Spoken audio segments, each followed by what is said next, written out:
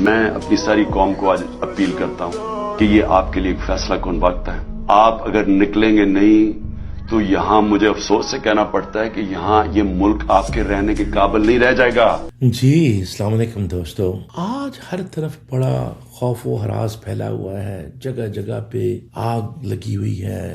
وہ کیا بلوچستان ہو، کیا کراچی ہو، کیا راول پنڈی ہو، کیا KPK ہو، ہر جگہ پہ افراتفری ہے، ایک ناانصافی ہے، ہوپ لیسنس ہے، یعنی نا امیدی سی ہے. قوم پریشان ہے، بزنسز خراب ہیں، لوگوں کے اسپیشلی جو بیچارے مڈل کلاس اور لوور مڈل کلاس ہیں وہ بالکل پستے جا رہے ہیں، اور جو سو کالڈ الیٹ کلاس ہے اس کا کیپچر بڑھتا جا رہا ہے. تو یہ اتنی تفریق جو بڑھ جاتی ہے اور جب اتنا زیادہ فاصلہ ہو جاتا ہے ایک ہی نیشن میں، انفارچونیٹلی پھر اپنی فرسٹریشن پیک پہ پہنچتی ہے. پھر یا تو وہ قومیں انقلاب لے کے آتی ہیں یا پھر تباہ ہو جاتے ہیں. اور اللہ کا فیصلہ بڑا کلیئر ہے. اللہ قرآن میں فرماتے ہیں ان اللہ لا یغیر ما بقوم حتی یغیروا ما بانفسہم. خدا نے آج تک اس قوم کی حالت نہیں بدلی نہ ہو جس کو خیال اپنی خود حالت بدلنے کا. تو یہ علامہ نے بڑا خوبصورت ترجمہ کیا اس آیت کا کہ اللہ خود قرآن میں فرما رہے ہیں کہ میں کبھی کسی قوم کی حالت نہیں بدلتا جبکہ وہ اپنے اندر سے اپنے حالات نہیں بدلے. تو اب دیکھیں، چاہے وہ ایک شخص میر رضا ہو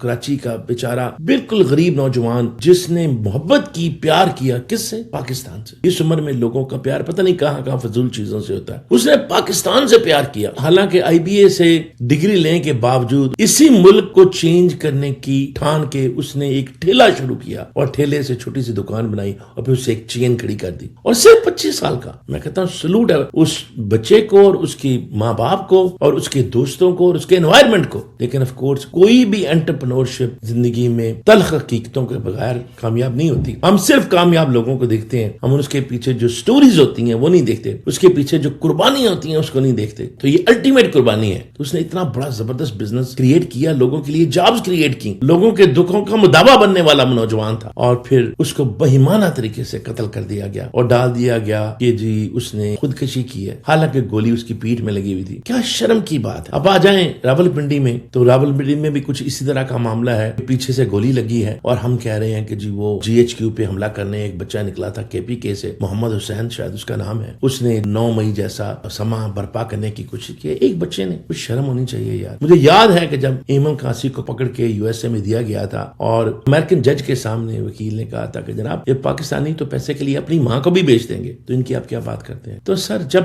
ہم اپنی عزت خود نہیں کریں گے، اپنے خون کی خود عزت نہیں کریں گے، اپنے بچوں کی خود حفاظت نہیں کریں گے، ان کو گولیاں مار مار کے سڑکوں پہ لٹائیں گے اور پھر کہیں گے خودکشی ہوئی ہے اور اس کو کوئی پرسان حال بھی نہیں ہوگا، تو پھر بلوچستان کی بھی سچویشن دیکھ لیں کہ بلوچستان میں آئے دن کوئی نہ کوئی سانحہ ہو جاتا ہے جن سب کی انویسٹیگیشن ہونے کی ضرورت ہے. مجھے نہیں پتا کہ اس کی حقیقت کیا ہے، لیکن خبریں تو یہی ہے نا، کوئی غلطی ہوئی ہے، یا تو اسٹیبلشمنٹ سے غلطی ہوئی ہے یا لوگوں سے غلطی ہوئی ہے. غلطی تو ہوئی ہے، اور کتنے 28-30 لوگ مارے گئے جس میں بچے بھی ہیں، اور زیادہ لوگ یہی کہہ رہے ہیں کہ اپنے جیٹ سے غلطی ہوئی ہے، غلط جگہ پہ بام مار دیا. ہم کس طرف جا رہے ہیں؟ لیکن میں بتاؤں یہ سب کچھ ہوتا رہے گا، اور پھر چاہے وہ سڑک اور گلی پہ ملنے والا کوئی بچہ ہو یا جیل میں پڑا عمران خان ہو، ایک ہی کہانی ہے. اگر جس ملک کے سربراہ کو بہیمانہ طریقے سے ہٹا کے، سازش کر کے اور انٹرنیشنل سازش کے اندر آ کے اس طرح کے لیڈر کو، اس طرح کے سٹار کو، اس طرح کے دماغ کو آپ اندر بند کر دیتے ہیں.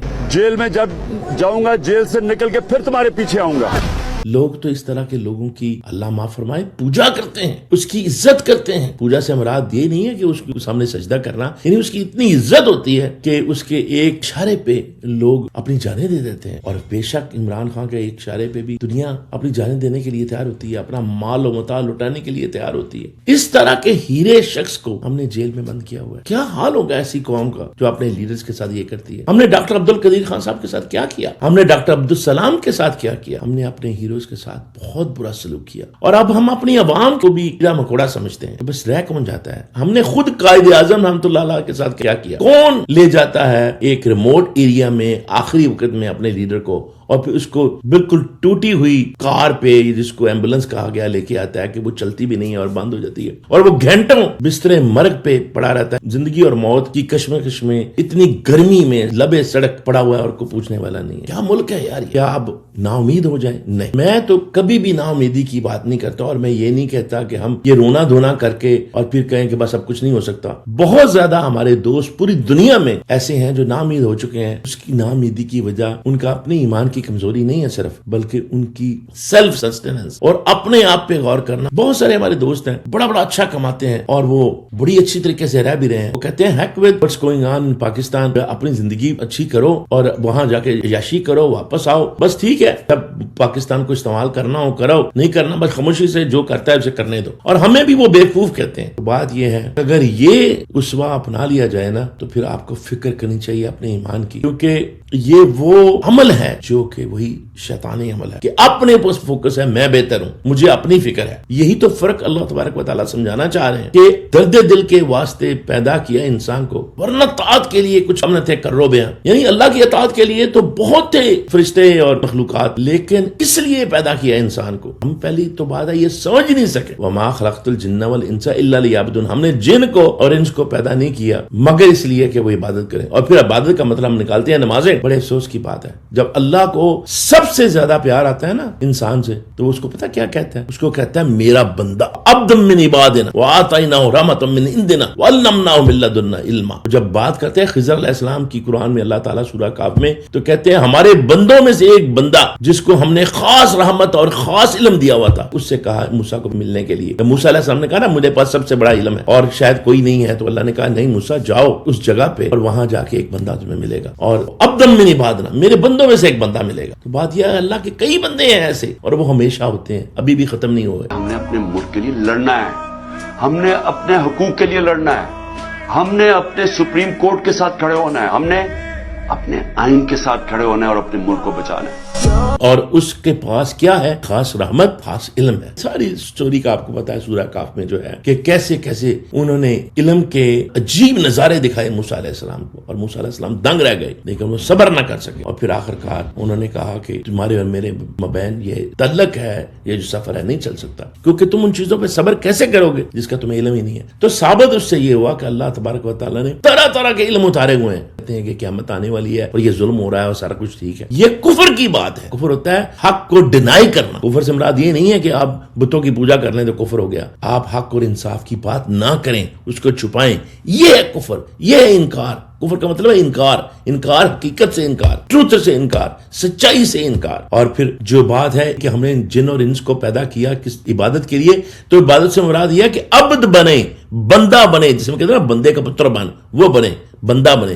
اور بندہ کون ہوتا ہے؟ جو بندگی کرتا ہے, جو حق کی بات کرتا ہے, انصاف کی بات کرتا ہے, اپنے مالک کی بات مانتا ہے جو اصل الہی ہے, اور انسانوں کو حق کے ساتھ ٹریٹ کرتا ہے. جو صحیح ہوتا ہے اس کا ساتھ دیتا ہے, جو غلط ہوتا ہے اس کے خلاف کھڑا ہوتا ہے. تو یہ ہے انسانیت اور ابدیت جس کو ہم سمجھے نہیں ہیں. تو اس لیے اب میں آپ کے سامنے 5 نکاتی فارمولا عرض کروں گا جو ہمیں اس مشکل سے نکال سکتے. تو پہلے تو آپ یہ دیکھیں کہ اللہ قرآن میں فرماتے ہیں بعد بسم اللہ الرحمن الرحیم وَلَنَبْلُوَنَّكُمْ بِشَيْءٍ مِنَ الْخَوْفِ وَالْجُوعِ وَنَقْصٍ مِنَ الْأَمْوَالِ وَالْأَنفُسِ وَالثَّمَرَاتِ وَبَشِّرِ الصَّابِرِينَ. پہلی بات تو اس کو سمجھ لیں کہ اللہ فرماتے ہیں کہ ہم میں بار بار آزماتے ہیں کسی سے, خوف سے, پھر بھوک آئے گی, کبھی کبھی کسی چیز میں نقص نکل آئے گا, نقص من الاموال, کوئی آپ کی کھیتی خراب ہو جائے گی یا کوئی زمان خراب ہو جائے گا, اور کبھی پھر آپ کے پھل خراب. اس کا کیا یہ نہیں کہ اللہ کرتا ہے اس کو, بات یہ ہے کہ یہ تمہاری زندگی میں اللہ اگزامپل دے رہا ہے, یہ چیزیں ہوتی ہیں. اللہ قرآن میں کہتا ہے کہ میں تمہارے ایمان کو بار بار مشکلوں سے آزماؤں گا. تمہیں فری ول دی ہوئی ہے, باقی جو بہت ساری میری مخلوقات ہیں وہ بھی اپنا اپنا کام کر رہی ہیں. یہ ایک ایکو سسٹم ہے, اس ایکو سسٹم نے چلنا ہے. تمہارا کیا کام ہے؟ صبر کرو, لیکن صبر سے مراد وہ جو ہم سمجھتے ہیں نا باجی انا للہ و انا الیہ راجعون, ظلم ہو گیا ہے اس پہ صبر کرو. اور وہ صبر جو ہے یہ سکھاتا ہے کہ بس اللہ کا حکم ہے, بس جو ہونا تھا ہو گیا. یہ نہیں ہے.